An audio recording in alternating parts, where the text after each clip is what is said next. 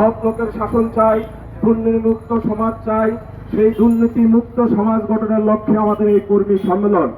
আসুন আগামীকালের এই কর্মী সম্মেলনে সকল তৌহিদি জনতা, ছাত্র জনতা, বিপ্লবী জনতা, যুবক এবং সর্বস্তরের জনগণকে এই কর্মী সম্মেলনে অংশগ্রহণ করে আগামী দিনে ইনসাফ ও ন্যায় ভিত্তিক সমাজ প্রতিষ্ঠার জন্য এগিয়ে আসার জন্য উদাত্ত আহ্বান জানাচ্ছি।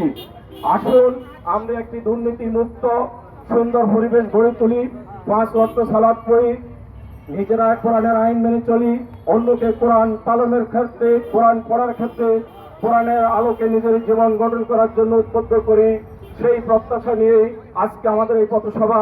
এই পথসভায় আমরা এখন মতিঝিল ছাত্র চত্বর থেকে অগ্রসর হব। আমাদের এই পথসভায় সকলকে অংশগ্রহণ করার জন্য উদাত্ত আহ্বান জানিয়ে আজকের এই পথসভার এই পর্যায়ের বক্তব্য শেষ করছি। আসসালামু আলাইকুম ওয়া রাহমাতুল্লাহ।